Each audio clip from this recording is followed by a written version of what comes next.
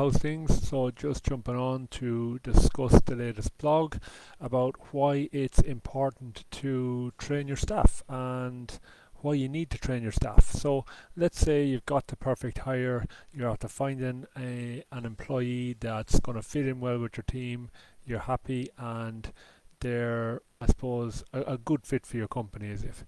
So the things that we find really when we're talking to people in the industry is a lot of people complain about the staff that they have, surprisingly enough. And when we ask them the question as regards, well, what's the situation there? Did you hire them? Did they go through a process?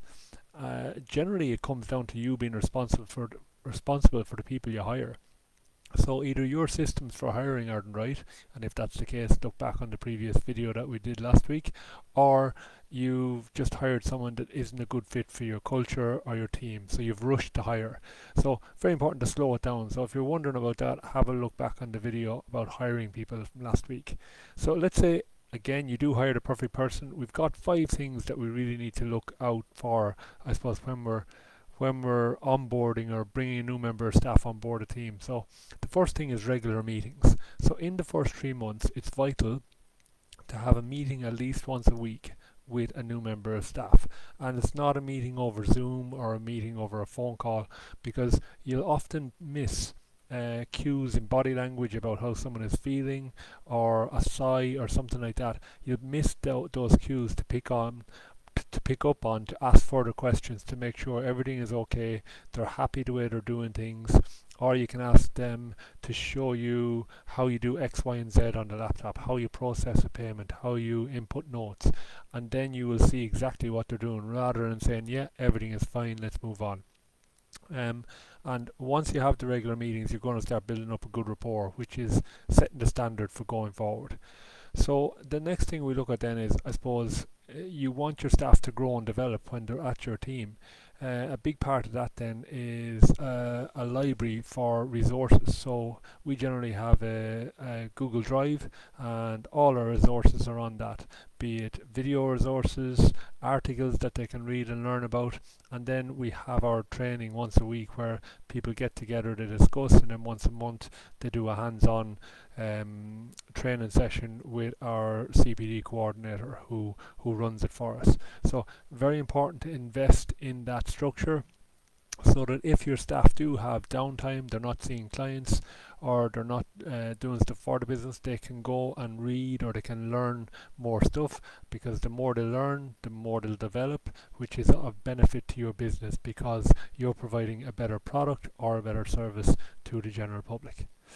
So on that one then is the CPD. So continual professional development. We have an allowance for CPD. We promote it quite strongly in our organisation because we see the benefit of it. If you think you will be able to teach your new staff members everything you need to know and they need to know, then you're very limited in your views and your business is not going to grow because it's static based on your mindset. So it's looking for outside influence. Yeah, fair enough, you will have to train them and develop them as they go, but you need to get external influences, and that's why it's important to allow for CPD within your staff's needs and organisation. So the next one then is, I suppose, is the onboarding, the constant onboarding as regards, here's what you need to do. Are you happy with that? Yeah, you've trained them, you keep training them, review the training, because if you don't, it's very easy to go back into old habits and slip up. One way to do this would be to review your practitioner's notes on a regular basis, see how they're doing, delve into the new questions with our new patients with them, make sure you're happy enough with that. All those things take time, but it's an investment going forward, because if standards start to slip, then it's no good for your business going forward. And then finally, it's once you've built up that rapport and you're happy doing regular meetings, it's then having a monthly review. And the monthly review will be, okay, you score yourself, how you doing this month, how do you feel you're going, and I'll score you, how do you feel you're going.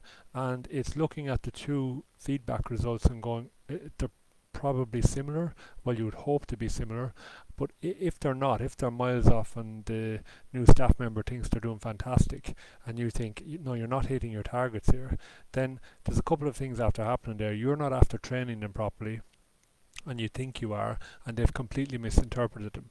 So that's why you have a 3-month probation period. And if things aren't working out, you can always extend that 3-month probation period, or you can terminate the contract. Now, I will say, we're not solicitors.